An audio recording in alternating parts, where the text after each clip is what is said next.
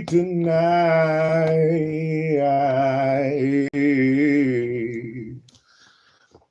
Yeah, we ain't came to waste no time. Yeah, we gotta. As we go line upon line, yeah. What treasures await us and what truths can we sit and find?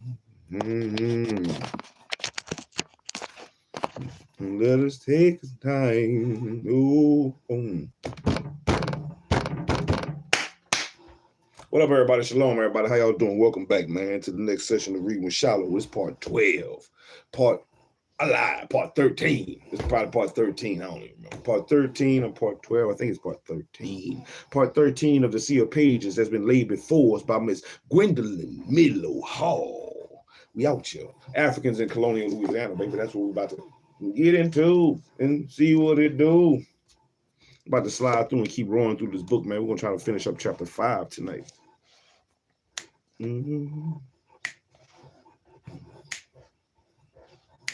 I wish I could play what I'm listening to. But...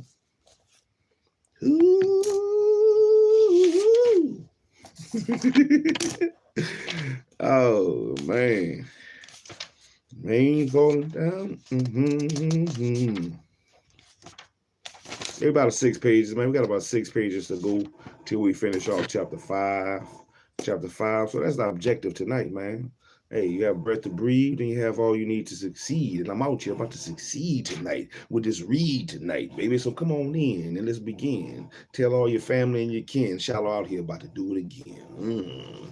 Like, share, subscribe. Tell your people, comment, man. You know, put something in the chat when you come in. Be respectful. Let me know the chat working, man. We out here. I'm out here doing my thing. It's time to be better. Time to be better. We got to work on being better. Sometimes it take a long time, baby. But you got to push and push and push.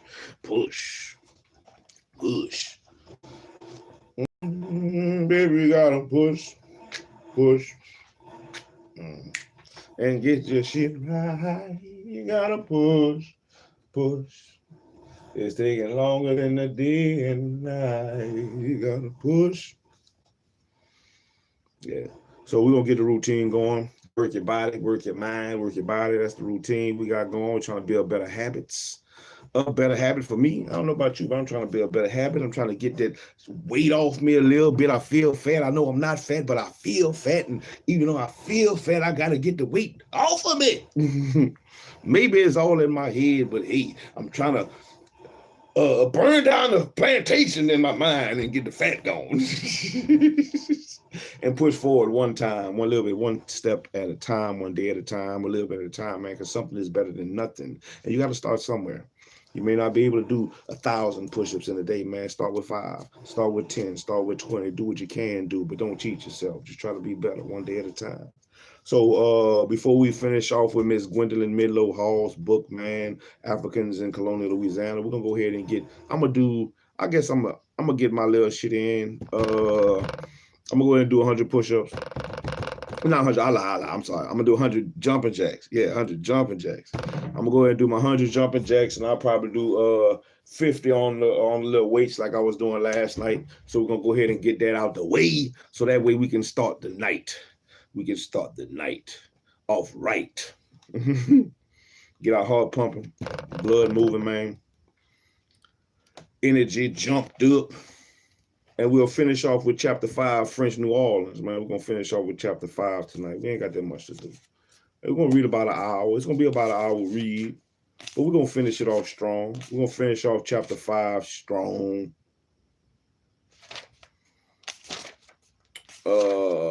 And move on to chapter 6. We're not going to read chapter 6 tonight. That'll probably be tomorrow. But we'll finish off chapter 5, French New Orleans, and chapter 6 is the Creole slaves, origin, family, language, and folklore, which I definitely want to see what that's talking about. I definitely want to get into that. But until we do that, let's do these jumping jacks real quick so we can get that out the way and get to reading. Get that out the way and get to reading, baby. Man, I wish I could listen to my music while I was doing my jumping jacks. But I can't, because they're going to flag my shit. Flag.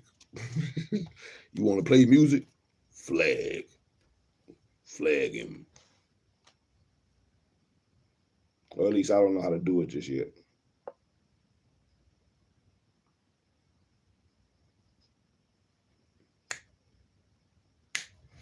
The big crit. All right, let's get these jumping jacks out of the way, man.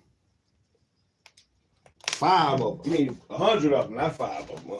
100 of them. 100 jumping jacks. Bam. Get off your seat. Get off your ass. Come on, do something with me.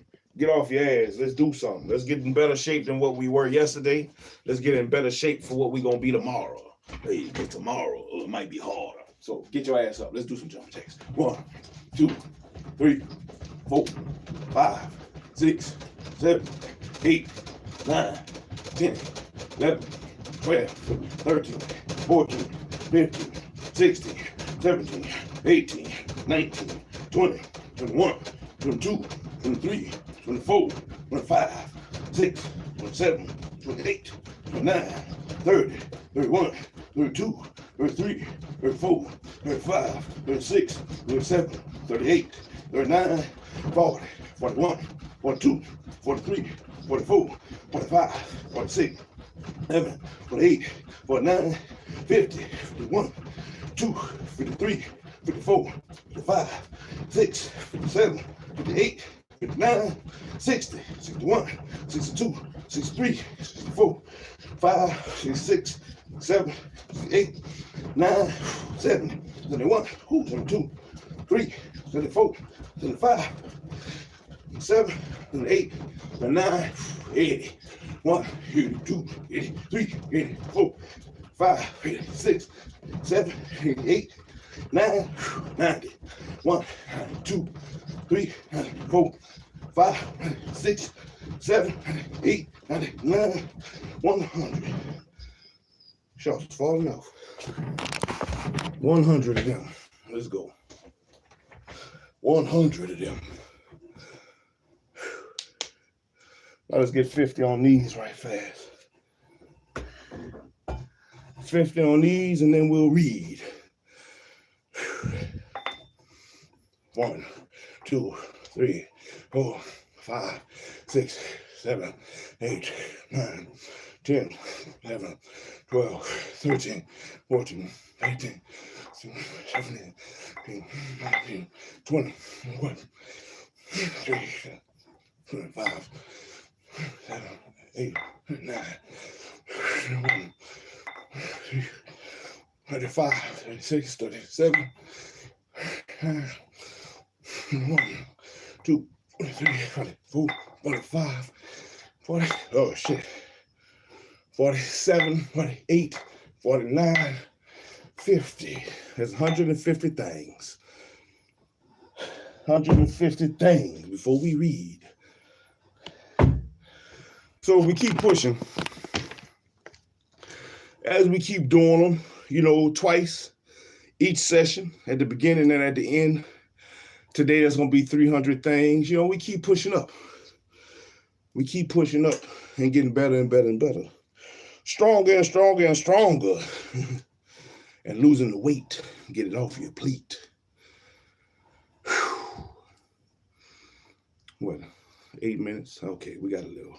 We did good. All right. Hey, you got to do something, man. If you don't do nothing, you'll never see no change in your life. You got to do something.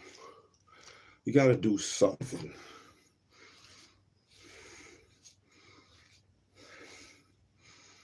All right. Let's see what Miss Gwendolyn MIDLO Hall now is talking about. If this is your first time to the live, welcome, welcome, welcome. If this you back, welcome again. Shalom, shalom. I'm out here, shalom. So whatever words that I don't understand, whatever words I have a problem maybe pronouncing, whichever it may be, we're going to take the time to look it up, man. I'm going to use my Terminator. I'm going to pull that Terminator out and, and use the Terminator to figure out what the words are, what the words mean, so that way we can come to a better understanding of what is trying to be said by Miss Gwendolyn Hall. I said we got 6 pages. We got about 6 pages to go, 6 pages to read to finish off chapter 5. And then we're going to call it a night. All right. Since I can't listen to no music. Chapter 5 is called French New Orleans. And we left off at the bottom of the page, man. All right. We were talking about, what were we talking about yesterday? What were we reading about? Slaves that was being freed and stuff that was going on in and around New Orleans. We even talked about blacks whipping white folks. Yeah, that was some craziness. You know, they was putting them boys and giving them lashes. All right. Should the master be lucky enough to recover an escaped slave, the story sometimes does not end there, and some slaves cultivate the art of escaping from fetters. Now, Perrault, slave Sieur Levet, was captured by another slave named Raphael, and his captor agreed to loosen the cord around his elbows, which allowed Perrault to escape again. And since then, has been continually stealing from said Levet's plantation. And in 1746, the planters, Joseph Chaperon, reported that his 40-year-old slave Manuel ran away with another slave, and he was brought back and chained in his cabin. But he left during the night with the chain and block. That boy was strong. Now, Chaperon complained that Manuel had performed this same feat several times, and Judice reported that his slave Manuel had ran away and been brought back to him. He chained Manuel in his cabin, but he too left during the night with the chain and block, and Judas prayed that he had been retaken, as this has happened several times. And he informed the council that he heard that several Negroes were plotting to escape to Cat Island. As late as 1773, an inventory of an indigo plantation lists 2 Negroes, Jasmine and Juleme, who had been fugitives for 15 months in New Orleans, and they were included on the record, but were estimated as having no value. Now, pursuing fugitive slaves could be dangerous as well as frustrating, and throughout the 18th century, the fugitives were usually well armed, and the planter, Deslandes, lost a cow, and he thought he could find her because he suspected a runaway slave of the theft. Now, he and the Indian went to look for the runaway, and they found Negroes armed with guns and hatchets, smoking meat in the rear of his plantation. And Deslandes and the Indian returned with 10 Negroes to surround them. He ordered the Indian to fire on them, and one was badly wounded. And the wounded man was captured and imprisoned, but the rest escaped.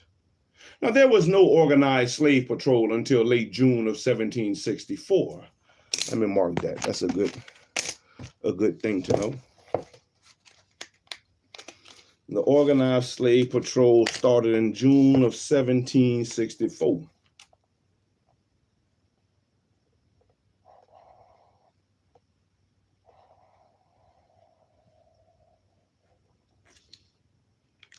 And instead, the slave owner had to rely upon his own resources to recapture runaways or upon Indian tribes to return them for reward. Now, the Code Noir prohibited the master from punishing his slave with more than 25 blows with a soft implement. And according to Carl A. Brasseau, in the unlikely event that the fugitive was captured, the slave owner was faced with the choice of chastising the slave himself in violation of the Black Code, or of abandoning his slave to public justice, and through which the slave owner became liable for the articles stolen by his bondsmen. Now, therefore, most slaveholders opted for the first choice, and this opportunity, however, presented itself all too infrequently. And not much changed after Spain took over Louisiana. And masters were reluctant to abandon their slaves to public justice because of the costs of incarceration and punishment, which were charged to the master, to say nothing of the loss of the service of incarcerated slaves.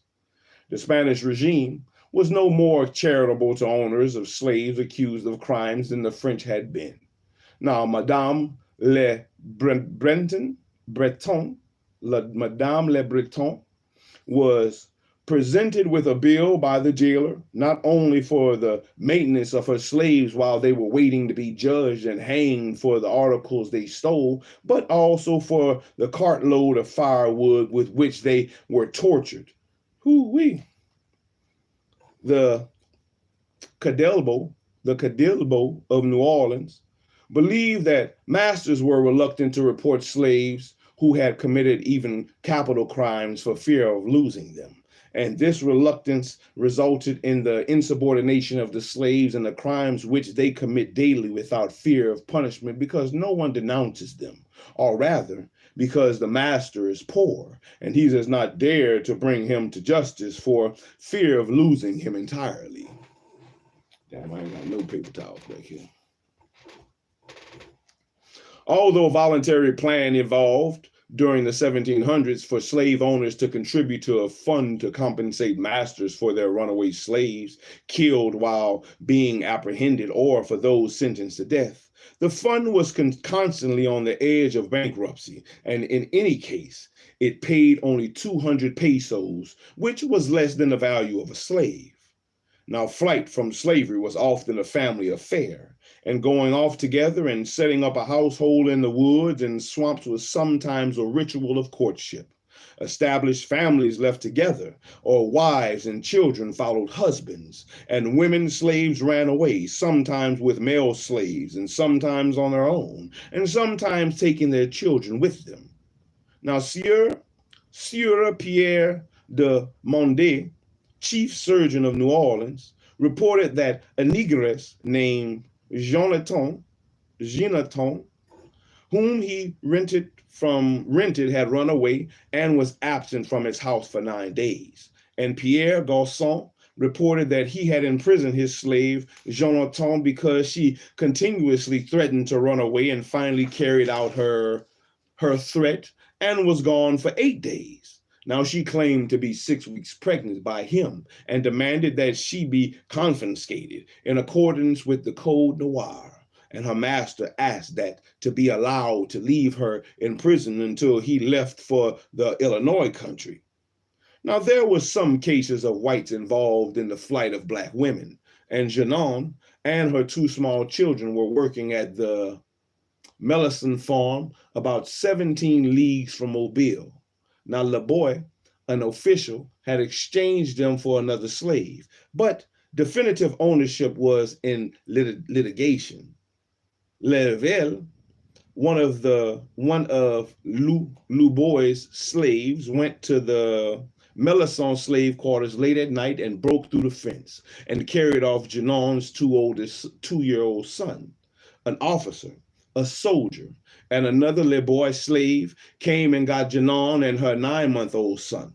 Now, Le Boy explained that the baby had been injured in the foot from mistreatment by Madame Mellison and Janon, and had threatened to drown herself and her child if she and her 2 children were to remain subject to her master's abuse. Now, they were returned to Mellison, but Le Boy warned that he would have to answer for all accidents, costs, indemnity, and interest if they were injured. I'm trying to see what this is, like a little poem. It says, music and lyrics collected by George Washington Cable during the late 19th century from Creole former slaves. O General Fleury, it's true they cannot catch me. There is a schooner out at sea, and it's true that they cannot catch me. As the song indicates, slaves escaped by sea, and Havana was a favorite destination. Now, Quimper dit le pigeonnerie. Quimper de la Pigeonnerie, a soldier, had been deported to Louisiana, and in October of 1739, he and 3 other soldiers guarded the entrance to Lake Pontchartrain from Bayou Saint-Jean and deserted while the corporal in charge was asleep. They seized the boat, that was used to transport naval stores. And the captain and 6 blacks, 4 men and 2 women, whom they found on the boat, were forced to accompany them. The boat and the 6 slaves belonged to Texerat, officer of Marine troops in New Orleans, and his partner, Officer. They belonged to the Marine troops in New Orleans, and his partner, Officer.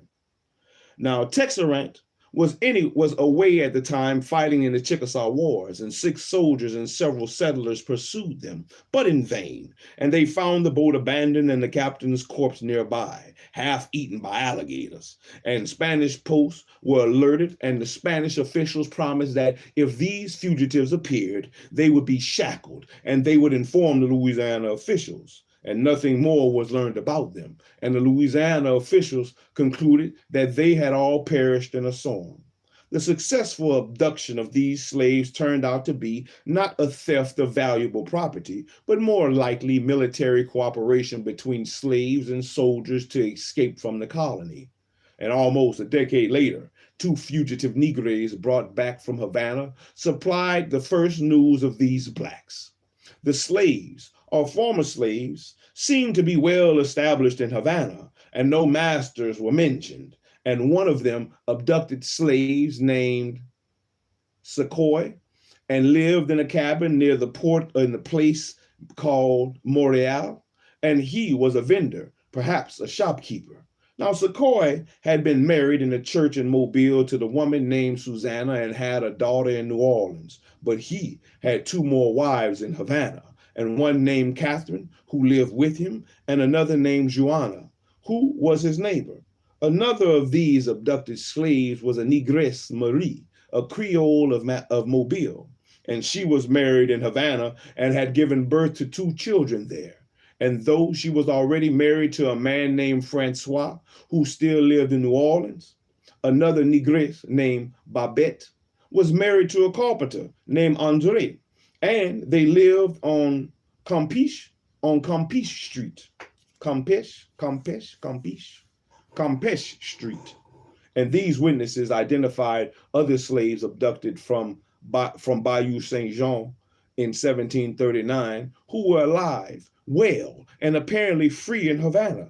Now, the same witnesses identified slaves living in Havana belonging to Chaperon. And 2 months after the escape from Bayou Saint Jean, Chaperon reported that his Bambara Negre Antoine's wife, Fauchon, and the Senegal nation, his Bambara slave, Vulcain, who had been hamstrung, and the Spanish mulatto took off in a longboat belonging to Gonzales, the Spanish mulatto's master. Now they stole an uncertain quantity of goods, including a rubberless dugout, and one of these slaves was seen 5 years later in Havana. Now Chaperon employed the planter, Destrehan, to try to recover him, and the governor of Havana arrested the slave who had deserted from Louisiana and had sold and sent his price to his master. And there was one case of a slave abducted from Louisiana and sold as a slave in Havana, and evidence that there was a regular traffic in escaped or abducted slaves. Now, Deleuze Dupart, a 17-year-old native of Louisiana, reported a rumor that he had heard in Havana that the crew of the ship commanded by Captain Ouvray had carried off black slaves from New Orleans, and he met a cadet of Ouvray's crew in the house of the woman named Balthazar. Now, she had sent her slave, who it was rumored had been abducted from M'Debanac to her plantation outside Havana. The cadet claimed that he had purchased not abducted the slave. And a year later, Manuel and Juan, fugitive slaves belonging to M'Debanac, were brought back from Havana in the King's frigate Le Migril and returned to their master. Now, these slaves identified several slaves of various masters who had, They had identified several slaves of various masters who had disappeared from Louisiana and who were then living as free persons in Havana. Now, slaves escaping from New Orleans sometimes headed up the Mississippi River into the Red River and thence to Natchitoches, a French military post near Spanish territory. Now, Natchitoches to Cadiz, a Spanish escape route, Governor Cleric complained that he had written to the Spanish Captain General several times asking for the return of some fugitive slaves who had taken refuge in Cadiz after having committed crimes which deserved the most exemplary punishment. And this very day, the commander of Cadiz refuses to return one of them to me who fits this case. Now, Cleric asked that the jail be built for the exchange of deserters and fugitive slaves between these French and Spanish military posts. An escape into Texas, then part of the New Spain, did not end when Spain took over Louisiana. And Mariana, a slave from New Orleans and a small child, had been in flight for 8 months, and she met another escaped slave named Louis, who had been in flight for 2 years. And he took Mariana, the child, and another woman to the woods, where they lived until they were captured in the dairy at Natchitoches. Now, threats and assaults by slaves against their masters and other whites appear regularly in the judicial records. And Bernard Wigg and his wife, Fuwanica, reported that one of his black slaves attacked and stabbed him and his son-in-law. And the mutinous black from the Desfeld plantation was condemned to flogging. Now, a black who stabbed his master to death was condemned to have his hand cut off and to be broken on the wheel. And a cabinet maker complained that a black named Raphael and his wife, Fouchon, had attacked and insulted him without cause and had him followed and pelted by their children. He asked for protection from the Superior Council, and since he often had to work near them, and a settler complained to the Superior Council that an African belonging to a French settler assaulted him and tried to kill him. He appealed for protection because he heard that his life was in danger, and a master complained that one of his slaves threatened him with an axe. Now, Jasmine, a 25-year-old slave of the Sango Nation, was accused of attacking and seriously injuring a French soldier at Natchez. And Jasmine had belonged to the settler Brunette, who sold him to Madame L'Epine of Arkansas because he nearly drove his master crazy. And Jasmine ran away from his mistress and hid along the river for a month. He had a gun and powder, but he ran out of food, and he stayed in the woods and went to the slave cabins at night, where he was sometimes fed. And he was finally found by the soldiers in an Indian cabin, faint with hunger. They brought him to the fort of Natchez, and the soldiers fed him, and he remained there until it became known that Madame L'Epine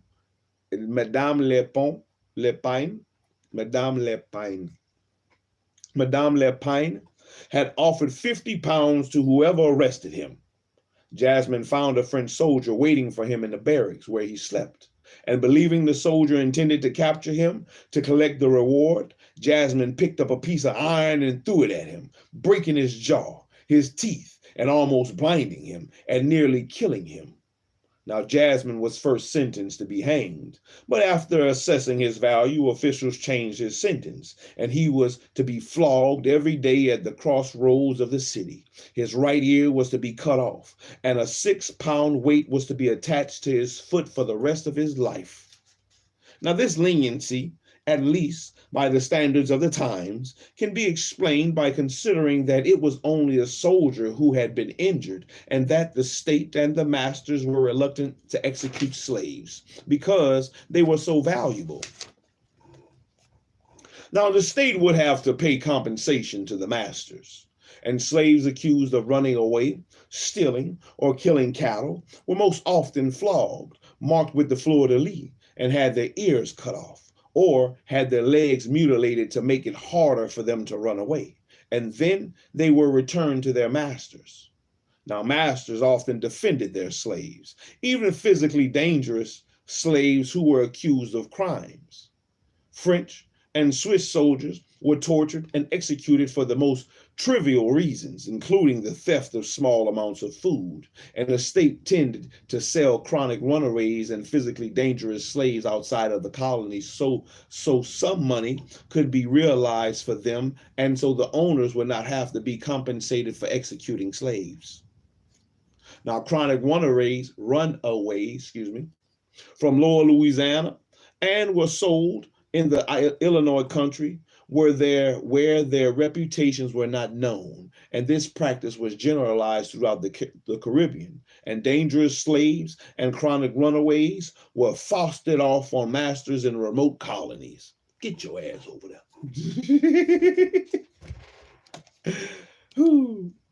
Most of the violence surfacing in the documents was white on black, and it is not possible to paint an accurate picture of the treatment of slaves based upon the particular cases that appear in the documents. Murder and maiming of slaves by whites became a legal matter when individuals killed or damaged slaves who did not belong to them, and some of these cases involved overseers. Now, Captain de Marvelo, commander of Natchez, had to leave his post in order to obtain medical treatment in New Orleans, and he ordered his substitute, Goulas, to refer all discipline of unruly slaves to Cazeneuve, and he was not to punish them himself, not knowing him to be apt and fit in this matter. Now, contrary to this injunction, Goulas ruined one of his most valuable blacks by so strangulating his wrist that mortification of both hands ensued, with loss of 3 fingers on the right hand and 2 on the left. Now, the slave's hands were bound for 5 hours while more than 600 rawhide lashes were inflicted, and Goulas had been trying to evade restitution by diverting his and some of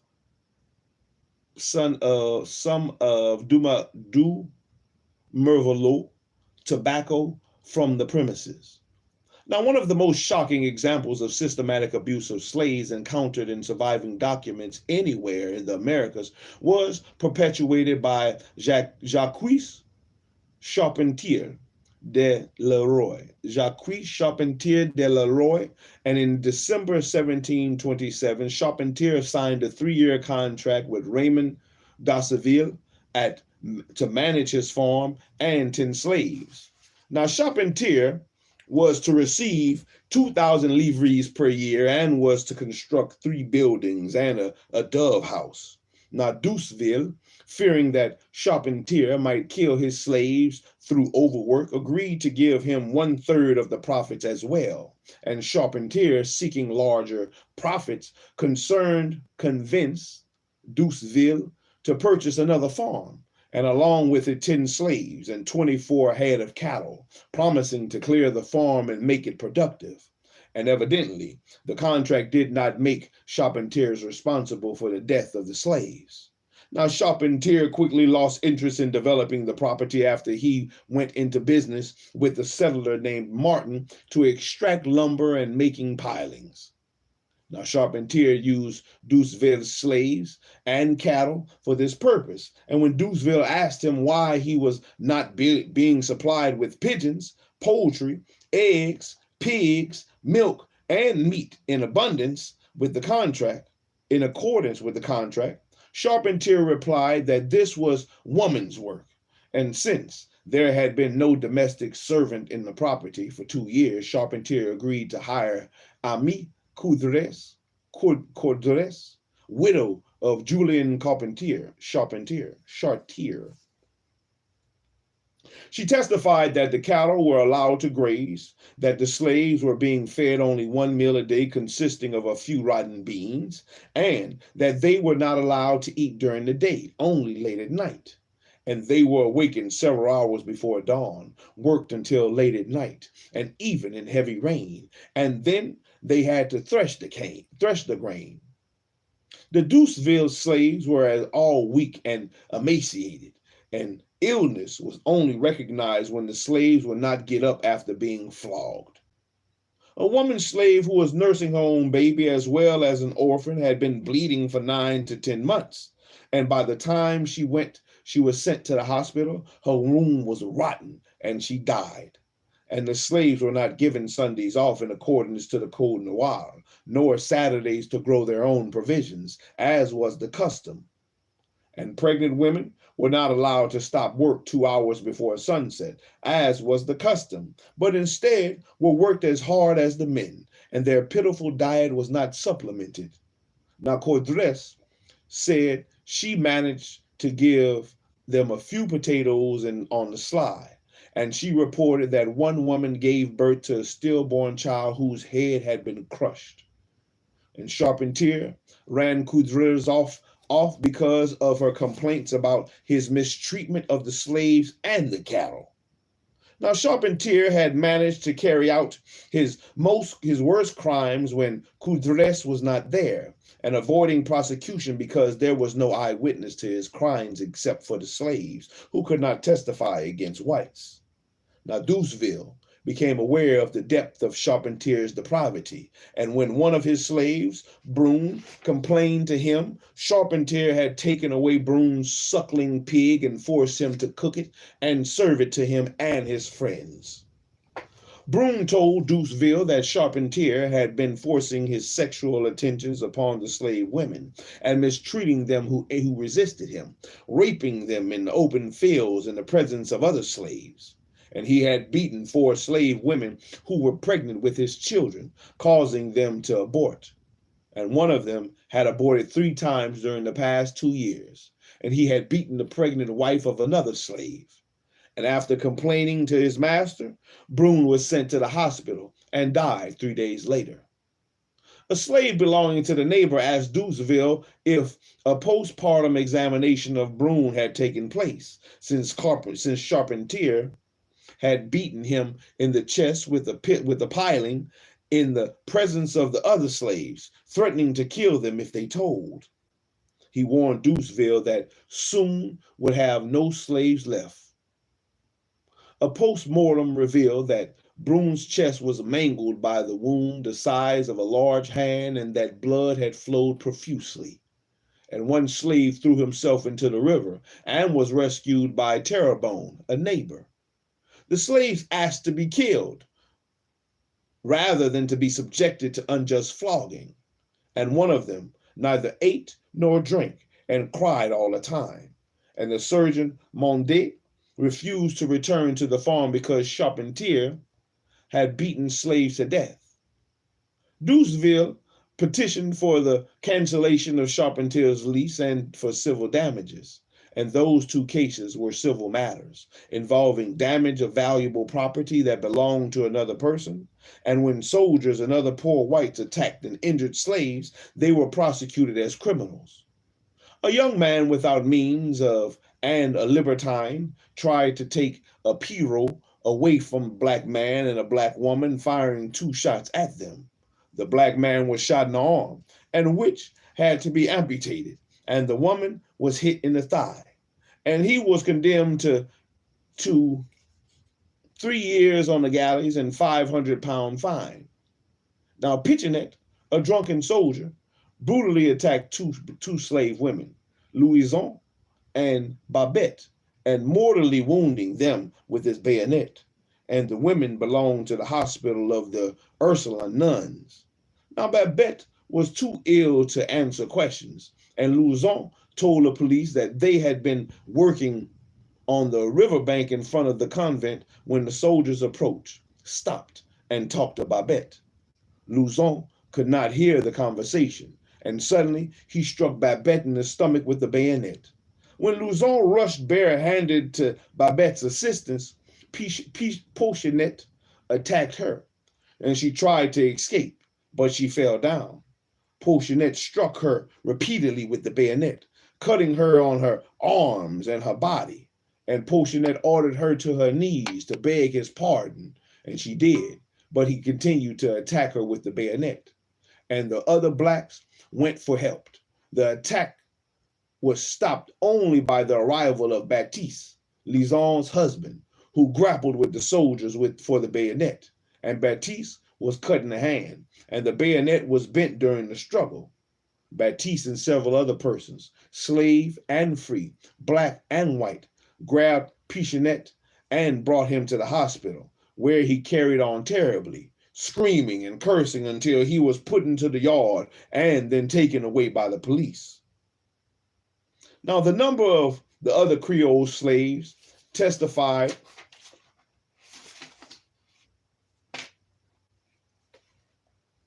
that a soldier, perhaps the same soldier, had been trying to rob and terrorize them, but without much success. Francois, a Creole slave, was returning from the waterfront with the purchase of plums. A soldier asked him for some, and Francois told him that if he wanted some plums, he should buy them where they sold them, and whereupon the soldier knocked the plums out of his hands and slapped him. The soldier drew a bayonet from under his arm, unsheathed it, and tried to strike Francois with it, but failed. Francois was able to escape and go in search of a policeman, and the soldier made off in the direction of the king's warehouse. Manon Nougrisset testified that about 8 days earlier, she and 2 other negresses had been washing clothes on the riverbank opposite of the barracks, on the side of the intendant's house, and a soldier, who appeared to be quite drunk, came up and asked her to wash a handkerchief. They refused because it was raining and they did not have time, and he drew a bayonet from under his arm and chased all of them. They escaped into the river, whereupon he trampled all the clothes lying on the bank, and then ran off towards the king's warehouse. Pichonet told the police that he was dead drunk when he was arrested and did not remember anything before his arrest. And the Reverend Mother, Xavier, and Magdalene refused to press charges against Pichonet, saying that quite to the contrary, they would like to save his life, and that they would prefer to lose their negresses rather than to do anything against charity toward their fellow men.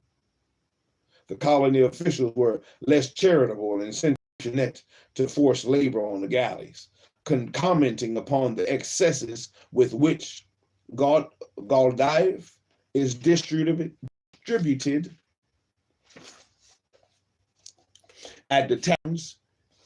Let me see, that must be a drink. Gaudives. That must be a drink like Guinness or let's look it up. Let's look up Gaudive. Guildive. Gaudive. Gaudive. Call dive. I don't want to call dive, bitch. I say Gaudive. Guildive.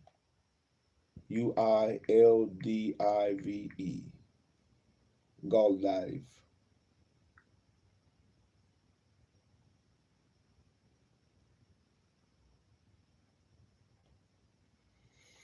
Let me see if I can pronounce it. I need to find a pronunciation. It says Gaudive is an obsolete English word, originally a borrowing from French, and is primarily associated with a type of rum, also known as tafia. Oh, that's that rum that they make from sugarcane. It's often used in the context of specific rum brands and collections, particularly those associated with the company cave Gaudive. Gaudive. Let me see pronunciation. Guildive. Guildive. Guildives.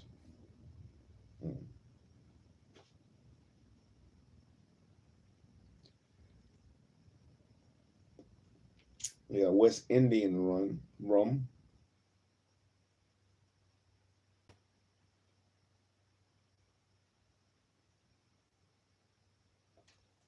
Let's finish it off. The excesses with which Guildive is distributed at the taverns here, a drink which ruins the soldiers entirely and throws him into a rage. And it is clear, while these two cases were treated as criminal, not civil matters, the criminals were a penniless vagabond and a soldier whose status in society was at or near the bottom and whom could not make restitution. When the master brutalized, maimed, or murdered his own slave, he was immune from prosecution or even from condemnation by his fellow masters.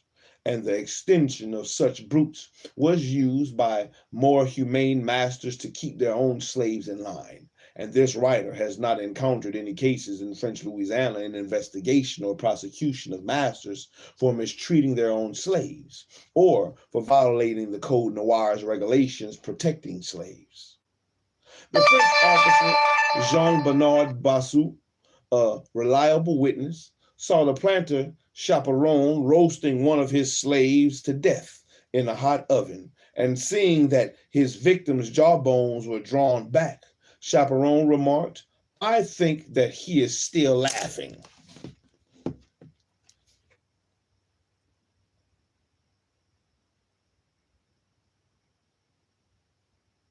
Oh, do you now?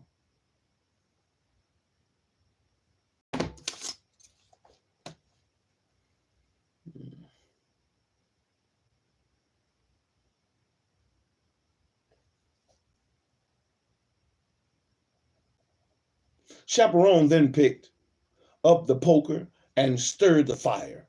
Evidently, Basu did not feel called upon to stop this act. And there is no evidence that Chaperon was prosecuted, and masters threatened to sell their slaves to Chaperon to enforce discipline. Now, Chaperon was, in fact, a respected member of the community, and he regularly witnessed notarial documents, and he was appointed tutor of the widow and minor children of the deceased Larch, and was entrusted with the slaves belonging to the estate. And although it became quite clear that Chaperon was neglected and abusing the slaves belonging to the Larch miners, nothing was done to stop him, and most of the Larch slaves had been rented to the Jesuits. But Maria, her mistress, and her mistress's child were living at Chaperon's. Her duties were to take care of her mistress's child, and Maria ran away. And Madame Chaperon discovered that she had gone to Sieur Jacques Larch, brother of Maria's deceased master, who, according to Madame Chaperon, influenced her to desert her post. Maria testified that if she returned to Chaperon, she would die, and she did nothing but cook for the Negroes, and she was cruelly treated without cause. And before going to Larch, she had gone to the Jesuit fathers who had hired the slaves of the estate of her late master, but they would not take her in without telling Chaperon. And fearing his wrath, she came to her master's brother, asking him to hire her to another to prove that she was not ill-disposed and would give satisfaction. Jacques Larch filed the statement, with the court, pointing out the dangers of mistreatment of slaves by those who were not their owners. A negress died from the treatment she was subjected to at Sieur Saint-Julien tar factory, and a year later, Chaperon called a doctor to attend to a 15-month-old black child from the Larch estate, whose mother was hired as a wet nurse to a white child. The black child was unable to stand, was slightly swollen, and had been suffering with diarrhea for 3 weeks. Pooh, that boy gotta be thin. But he said it was slight swollen. He must have been dehydrated, Her condition was brought on by bad food and neglect. Now, Chaperon owned 41 slaves, and when his plantation was sold in 1760, it is not surprising that the slaves of his estate had a child-woman ratio of 0.375, the lowest for any estate calculated for French Louisiana, and reflecting a low birth rate and a low rate of infant survivals. And Chaperon's slaves regularly appeared among the runaways. Chaperon was, in no doubt, an extreme example of a brutal master. But the fact that his behavior was tolerated, indeed functional within the society, demonstrates an acceptance of excessive brutality towards slaves. Now, French New Orleans was a brutal,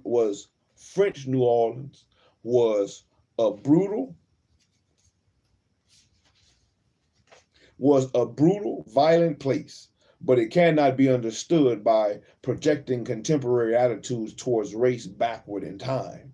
And there is no evidence of the racial exclusiveness and contempt that characterizes more recent times. And while contempt towards poor whites, especially soldiers, is omnipresent in the documents, there is little indication of contempt towards blacks, and no evidence that white settlers and French officials considered the Africans and their descendants uncivilized people who needed to be taught the French language, culture, or even the religion.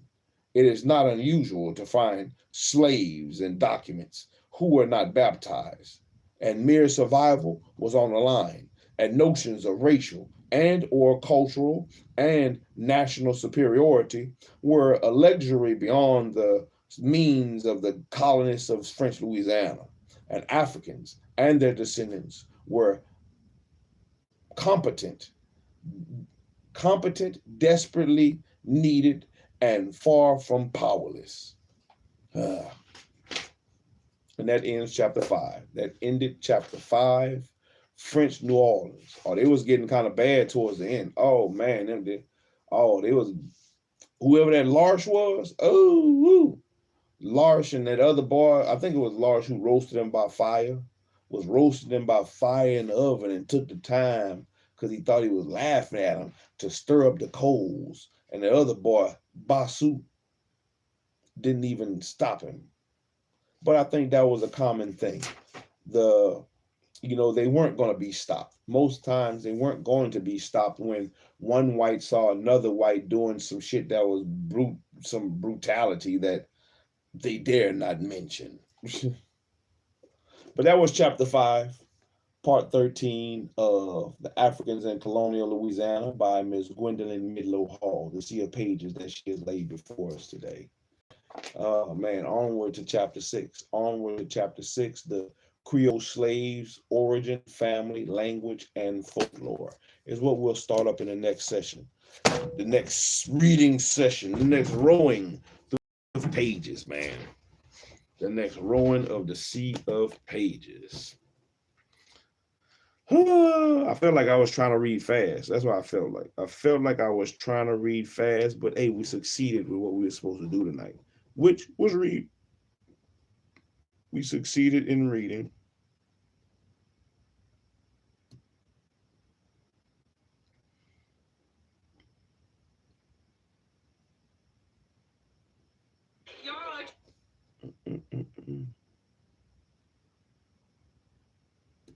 Yeah.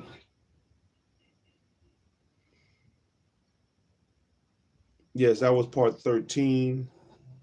That was part 13 of of this book. Part 13 of this book, which was the finishing up of chapter 5. The finishing up of chapter 5. Oh man, I'm glad we was able to get through it. And there wasn't nothing to do but to do it. Like I say, man, it takes some consistency. Sometimes I ain't gonna lie and say I don't want to read because I don't. Sometimes I don't be wanting to read. But hey, consistency is key. Like I say before, what you do whenever you don't want to do it says a lot.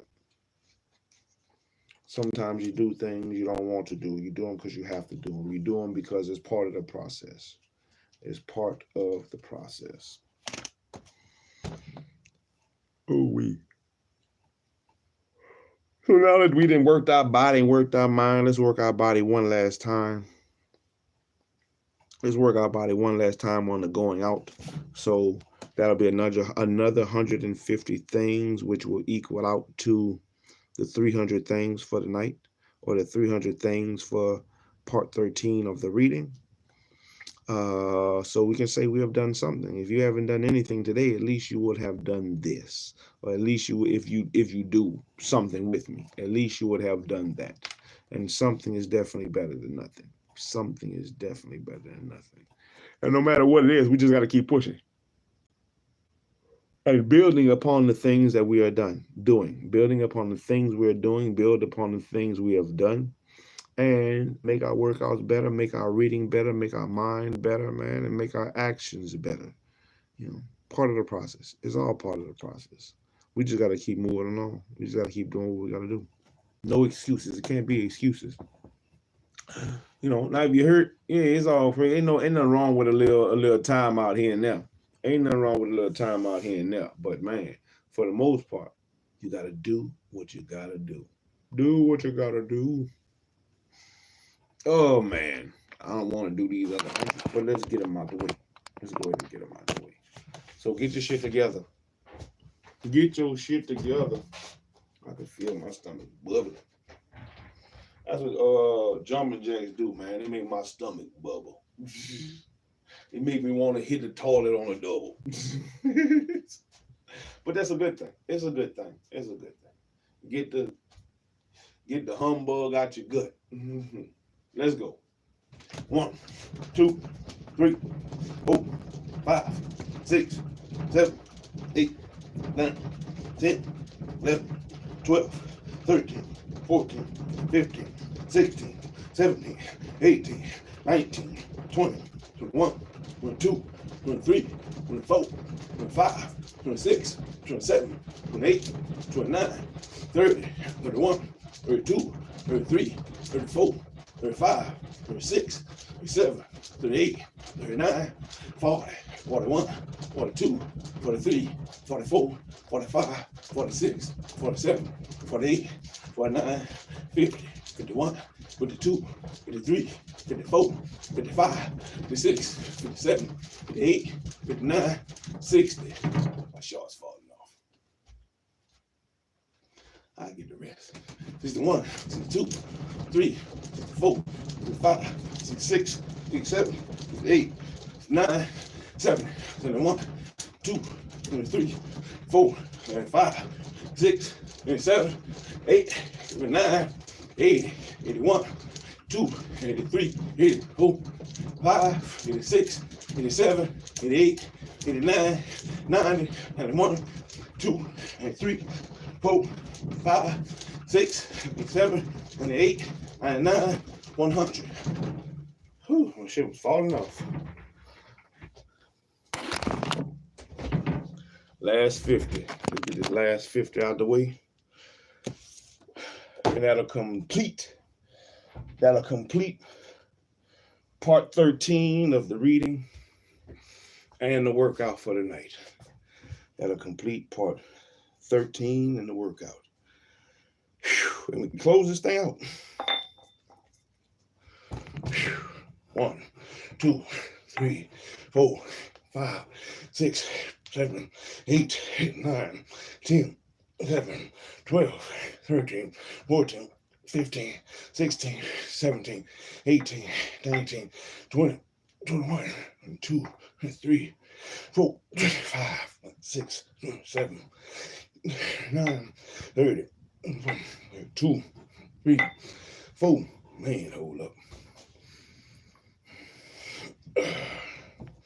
35, 6, 7, 8, 9, 40, 41, 2, 43, 4, 5, 6, 46. Come on, 4 more. 47, 48, 49, 50. Whoo-wee. And that solves that. That completes that. 300 things for the night. 100, 200 jumping jacks, 100 on the weights, 300 things for the night. We worked our body, we worked our mind, we worked our body again.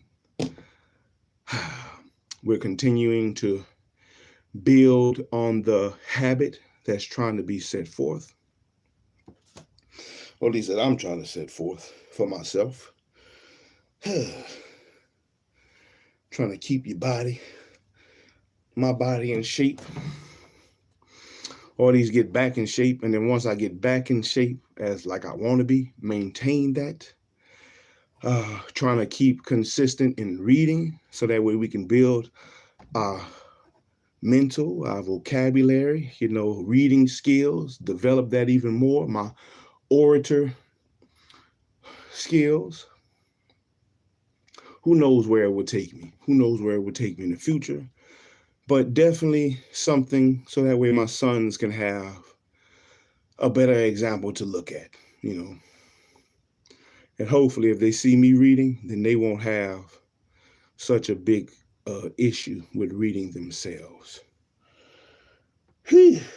So we keep pushing, man. Like, comment, subscribe, share, tell your people, man. Shallow out here reading shit, man. We learning shit. We doing shit. We building shit. We gonna be carving some shit, man. We doing all type of shit around here. Whatever it is that we need to do to be better. Be better. That's what we're trying to do. That's what we're trying to take steps towards.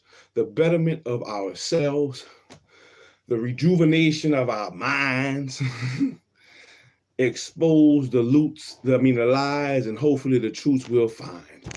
So we'll keep pushing, one book at a time, man. One book at a time, one session at a time, one part at a time, one page at a time, one chapter at a time, one paragraph at a time.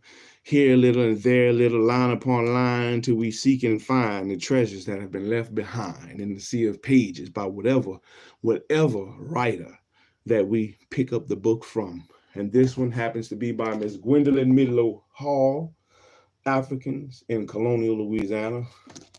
And we'll come back next time with chapter 6. It'll be part 14 of the book. This next book that's on the list to be assassinated. This will be book number 29. Oh, my bad. This will be book 28. This will be book 28 that I would have assassinated. So we're going to keep pushing, man. We're going to keep knocking them out the park. One book at a time, man. One book at a time. Shalom, everybody. I hope y'all have a wonderful night. Continue to have a good feast of unleavened bread. How many pages is this one? A good feast of unleavened bread. Ooh, chapter 6 is long. Yeah, chapter 6 is going to be long. Oh, yes. Oh, yes. Chapter 6 is long. Chapter 6 is going to be quite a few sessions. Maybe like 5. From page 157 to page 200, you could say it's about 50 pages. Chapter 6 is going to be about 50 pages. If we reading, 6 pages a day, man. Man,